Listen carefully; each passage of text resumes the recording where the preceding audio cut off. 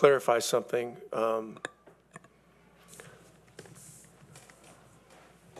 Right before the game, I went out with 40 seconds on the clock before the game started, and heard from one of the trainers that Drew's knee was acting up.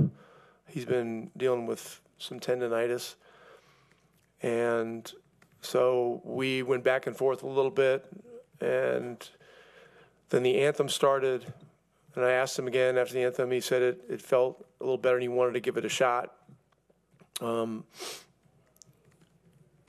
that was the first I had heard about it, and he was fine up until right before the game. So I know that,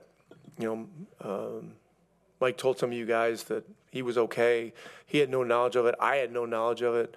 I almost didn't start him, but decided to let it go for 5 minutes, and then it was pretty clear to me he wasn't moving well enough, and so we got him out of there. So he got treatment, and he was ruled out from there. And then, of course, Mathurin stepped in and played a great game, and so very happy for him.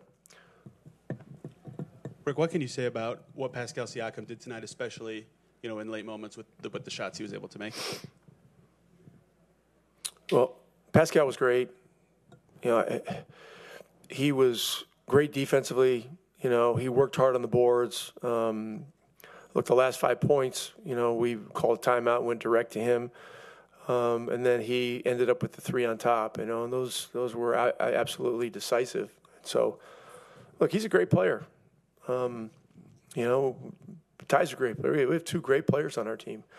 The cautionary tale about this game is that we cannot lose our tempo. We cannot lose our ball movement. We cannot lose our aggression. We're not an ISO team. We're not suited or set up to be an ISO team.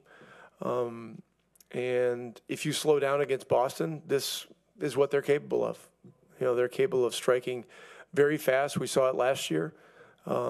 So, we need to keep our pedal on the metal. And ironically, maybe it's a little counterintuitively, as the game gets shorter at the end, a lot of people feel like the game just intuitively needs to slow down. But the truth is, for some teams, you need to continue to play fast and even faster if you can. And so that's the case with us. So, we had to survive a tornado out there, really. But guys showed a lot of character, a lot of guts. And in the end, Halliburton and Siakam made the plays. Bree, the last 9 minutes was the best, at least on the scoreboard, you guys have looked all season. I know you just touched on some of the things that did not go well down the stretch, but what to you stood out about how well you guys were playing, or what was going well for those first 3-ish quarters? There was a different attitude, a different vibe. We really, we did rebounding and loose ball drills this afternoon in our prep. Nobody does that. But this is the world we're living in, where rebounding missed threes has become, the ultimate Achilles heel for us. We're last in the league in rebounding those. And so we had to do something. I don't know. I didn't really even look where the whole thing ended up. Yeah, we ended up beating them on the boards, which is great. When we out-rebound teams, it helps fuel our transition and our pace, and a lot of good things happen for us. Just to kind of keep going on that theme, Benedict obviously gets 30 points, but he gets 11 rebounds, which I imagine is a number that stands out to you. Just what did you like about him, offense, defense, on the glass, basically a complete game today in terms of just his results? Yeah, he was tremendous. He was tremendous, and this was much needed for our team. And I made the decision we were going to go with him early, and then when Drew was ruled out, there was some shuffling and stuff, but Ben played a lot more minutes than we normally like guys to play, but he's built for it. He's tough. He has a lot of stamina, and he's got a strong will. Ben Shepherd obviously is a guy that gets plays like this, but the rebound he gets right before the Siakam 3, and also to go there and win the jump ball after that. Just how big is that point playing into the importance of possession? Well, this is why he's an important player. He's our best guy, pound for pound rebounding the ball. It's our bigs and our smalls. I mean, and scooping up loose balls. He just has a nose for it.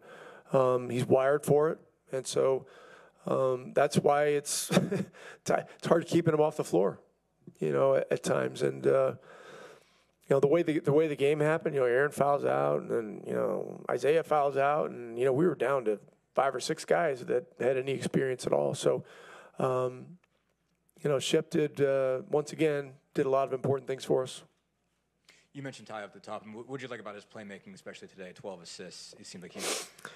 I know we keep asking the same stuff, but I think the big adjustment that Ty is making is that he's getting off the ball quicker.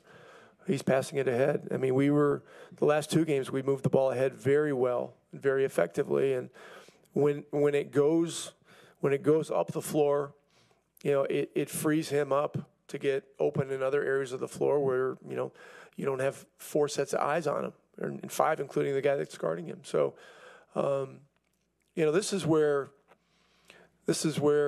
it's again can be counterintuitive to players that getting off the ball can actually facilitate them getting in a lot better situations with the ball, and it's sometimes surrender needs to be viewed as a strength and not a weakness.